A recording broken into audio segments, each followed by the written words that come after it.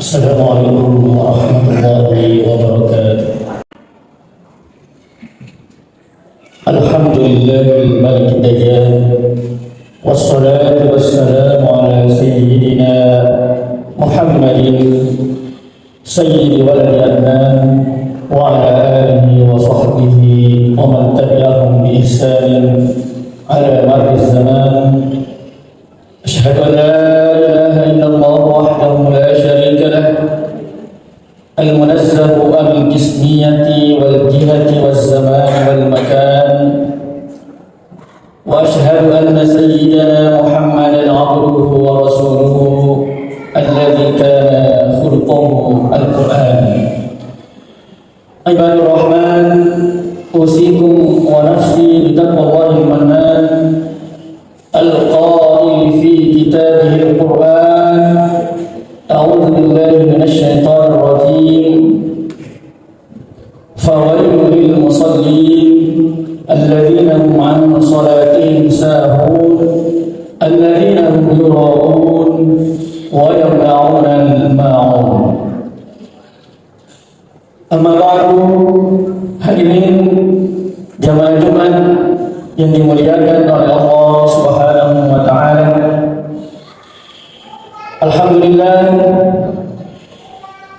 segala puji terkhusus untuk Allah Subhanahu wa taala atas segala karunia kenikmatan yang telah Allah Subhanahu wa taala berikan kepada kita sampai detik ini.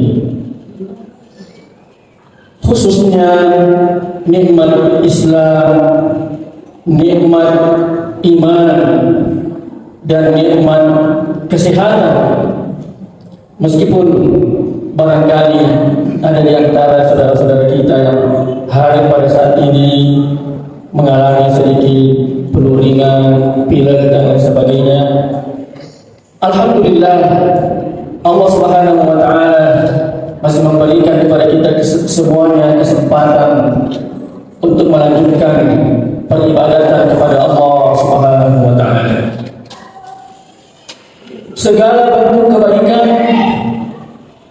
yang kita lakukan, segala bentuk kebajikan yang kita lakukan, tak lain dan tak bukan sebagai bentuk rasa syukur kita kepada Allah Subhanahu wa taala atas segala kenikmatan-kenikmatan yang telah Allah Subhanahu wa taala anugerahkan kepada kita semuanya tadi itu.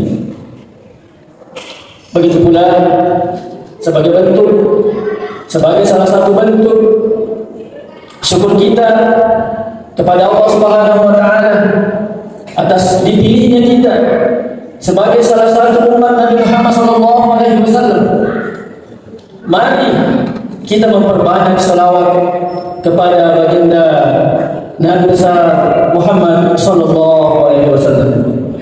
Allahumma shalli wa sallim ala sayyidina Muhammad salatan taj'alna biha min ahli al-'ilmi zahiran wa batinan wa tahsyuruna min 'ibadika as-salihin fi dunyana wa ukhrana wa ala alihi wa sahbihi ajma'in. Ma'asyiral muslimin rahimani wa rahimakumullah. Ada seorang ulama yang bernama Al-Allama Sayyid Abdullah bin Ali Al-Haddad. Ada salah satu karya beliau yang sangat populer yang berjudul Sabilul Ibtikar wal I'tibar bima yamurru bil insan wa yaqdi lahu min al-a'mal. Buku ini bisa dibaca bebas, bisa kita temukan di internet.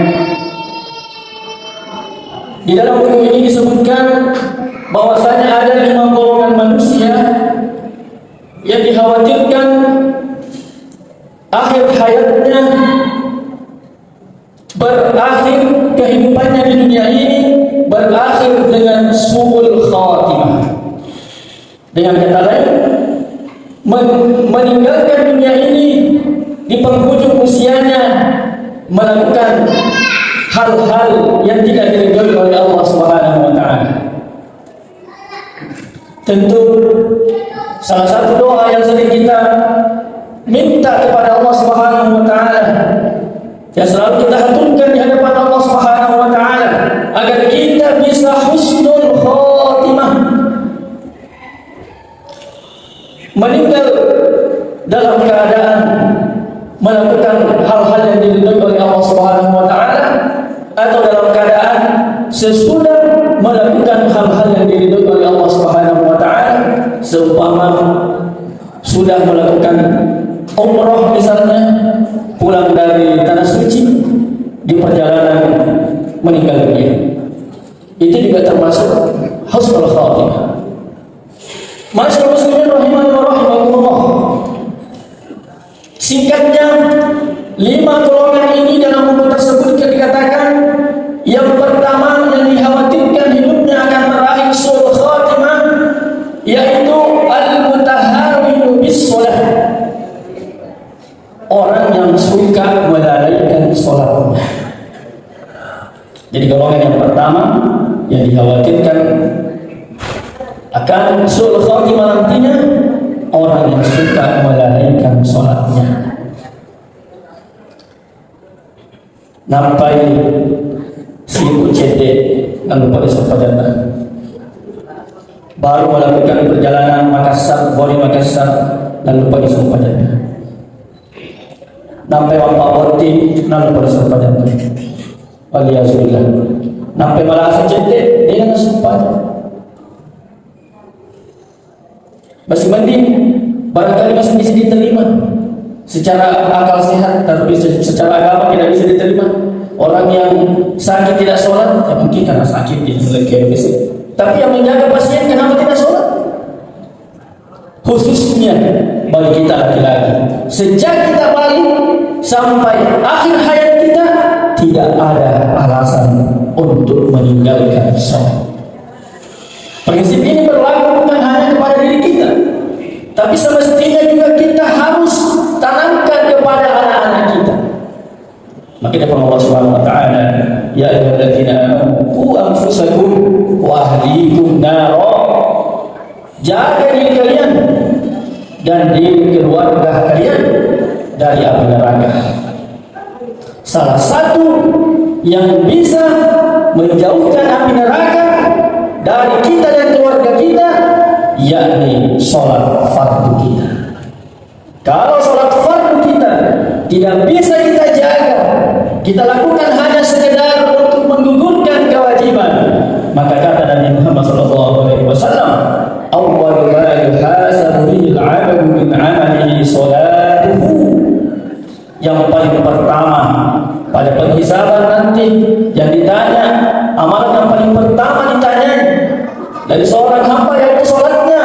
Fa in sholuhat, dan kalau sumpah jannah, menerima sumpah jannah, faqad aflaha wa anjah, maka dia telah termasuk orang yang beruntung dan sukses. Meskipun di dunia tidak sukses, tapi ketika di akhirat dia sukses, dia termasuk orang yang sukses.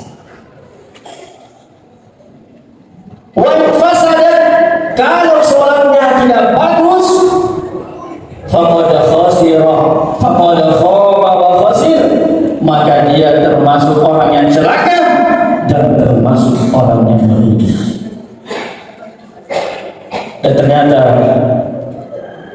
yang paling menakutkan di dunia ini, saudara semuanya, bukanlah kemiskinan, bukanlah kebodohan yang paling kita takutkan di dunia ini, bukanlah karena kita sebagai bawahan terus-menerus tidak pernah jadi pimpinan, bukan itu yang paling kita takutkan.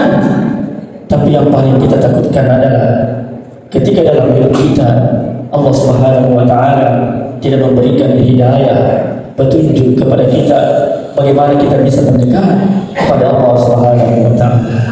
Maka Allah Subhanahu wa taala, walladzina jahadu fina lanahdiyannahum subulana wa innallaha lama'al muhsinin. Dan orang-orang yang berjihad di jalan kami, maka akan kami berikan petunjuk dari berbagai macam jalan. Wa innallaha lama'al muhsinin. Dan Allah Subhanahu wa taala bersama orang-orang yang senantiasa melakukan kebajikan. Menyuruh anak-anak kita, menyuruh anak-anak didik kita, anak-anak biologis kita, atau anak-anak didik kita. Kalau kita sebagai dosen, sebagai guru, menyuruh mereka melaksanakan sholat, termasuk jihad dalam hal ini. Ketika kita menerapkan itu, maka Allah Subhanahu wa Ta'ala akan memberikan hidayahnya. Karena hidayah itu benar-benar datangnya dari Allah Subhanahu wa Ta'ala. Bukan karena kita seorang ustaz sehingga anak kita juga akan menjadi ustaz. Bukan karena kita orang baik sehingga anak kita akan menjadi baik, tapi semata datangnya dari Allah Subhanahu wa Ta'ala. Jangan pernah melalaikan sholat jika kita ingin tidak termasuk 5 golongan yang dikhawatirkan su'ul khatimah. Masuk muslimin rahimani wa rahimakumullah. Kemudian yang kedua, golongan yang kedua yang dikhawatirkan akan berakhir su'ul khatimah. Di dalam buku itu dikatakan al-mudminu li syurbil khamri, orang yang suka meminum minuman keras. Orang yang suka meminum minuman keras termasuk orang yang dikhawatirkan hidupnya akan berakhir su'ul khatimah. Di dalam agama kita, minuman keras ini sudah jelas larangannya, dikenal dengan ummul khaba'is, induk dari segala dosa, yaitu orang yang suka meminum minuman keras dan obat-obat terlarang lainnya. Kemudian yang ketiga, yang dikhawatirkan, orang yang dikhawatirkan hidupnya akan berakhir su'ul khatimah, barangkali ibadah orang menganggapnya biasa, yaitu al-'aqu liwalidayhi, anak yang durhaka terhadap orang tuanya. Dosa seorang hamba bisa jadi akan diakhirkan azabnya oleh Allah Subhanahu wa Ta'ala nanti di akhirat. Akan tetapi dosa seorang anak terhadap orang tuanya, apabila dia tidak segera meminta maaf kepada orang tuanya, Allah Subhanahu wa Ta'ala tidak segan-segan akan memperlihatkan siksaannya sebelum anak tersebut meninggal dunia. Di antaranya su'ul khatimah. Kemudian yang keempat, golongan yang keempat yang dikhawatirkan hidupnya akan berakhir su'ul khatimah, yaitu yu'dzil muslimin, orang yang suka menzalimi orang lain, orang yang suka mengambil hak orang lain, orang yang suka menyakiti orang lain. Padahal di dalam salah satu sabdanya Nabi kita Muhammad SAW sudah mengingatkan. Sewaktu itu Nabi bertanya kepada para sahabatnya dengan mengatakan, wahai sahabatku, tahukah kalian siapa yang termasuk orang yang bangkrut itu? Kata para sahabat, al-muflisu fina man la dirham wa la mata'. Yang termasuk bangkrut itu ya Rasulullah, yang tidak punya harta benda sama sekali. Kata Rasulullah, bukan itu yang termasuk orang bangkrut, wahai para sahabatku. Yang bangkrut itu nanti di akhirat. Nanti di akhirat, sewaktu hari penghisaban, orang-orang yang di dunia, yang dulunya dia sudah hina, yang dulunya dia sudah fitnah dan lain sebagainya, akan datang meminta pahala darinya.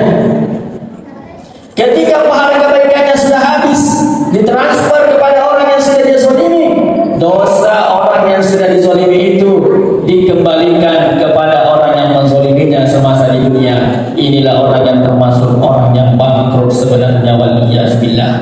Jangan pernah menzalimi orang lain, jangan pernah mengambil hak orang lain, karena itu termasuk perbuatan yang zalim yang dicela oleh Allah Subhanahu wa Ta'ala. Jangan pernah lakukan itu. Kalau pernah lakukan itu, segera minta maaf kepada orang yang dizalimi sebelum pintu maaf itu ditutup oleh Allah Subhanahu wa Ta'ala. Yang terakhir, golongan terakhir yang dikhawatirkan hidupnya akan berakhir su'ul khatimah, yaitu orang yang menganggap biasa perbuatan dosa. Jangankan dosa kecil, dosa besar pun yang dilakukan dianggap biasa.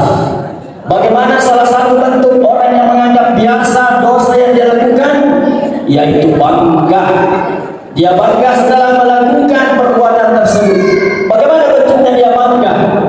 Semestinya semalam setelah dia melakukan dosa tersebut, Allah tutup aibnya. Namun sayangnya di siang hari dia ceritakan lagi kepada temannya, kepada kawannya, bahwasanya semalam dia sudah melakukan ini, dia sudah melakukan itu dengan bangganya. Maka orang tersebut termasuk orang yang melakukan dosa besar, meskipun semestinya dilakukan itu adalah dosa kecil. Dan orang yang seperti ini dikhawatirkan akhir hayatnya, kalau dia tidak bertaubat kepada Allah Subhanahu wa taala, dikhawatirkan akhir hayatnya akan berakhir su'ul khatimah. Masyaallah rahimani wa rahimakumullah. Itulah 5 golongan orang di dunia ini yang dikhawatirkan hidupnya akan berakhir su'ul khatimah. Namun sebenarnya kalau yang pertama bisa kita jaga, yaitu sholat 5 waktu kita bisa kita jaga, maka janji Allah Subhanahu wa taala di dalam Al-Qur'an, "Utlu ma uhiya ilaika minal kitabi wa aqimis shalah, innas salata tanha 'anil fahsya'i wal munkar." Dirikanlah sholat, maka dengan engkau mendirikan sholat itu, Allah Subhanahu wa taala akan menjauhkan dirimu dari segala bentuk perbuatan dosa, termasuk 4 perbuatan dosa setelah golongan yang pertama tadi. Masyaallah rahimani wa rahimakumullah. Semoga kesingkat ini bermanfaat bagi kita semuanya. Semoga Allah Subhanahu wa taala senantiasa memberikan rahmatnya, memberikan taufiknya, memberikan inayahnya kepada kita semuanya, sehingga kita bisa menjalankan seluruh perintah Allah Subhanahu wa taala dan menjauhkan diri kita dari seluruh yang telah dilarang oleh Allah Subhanahu wa taala, sehingga kita menjadi hamba-hamba Allah Subhanahu wa taala yang bertakwa. Barakallahu li wa lakum fil Qur'anil 'azim wa nafa'ana bima fihi min al-ayati wa dzikril hakim wa taqabbalallahu minkum tilawatahu innahu was-sami'ul basir.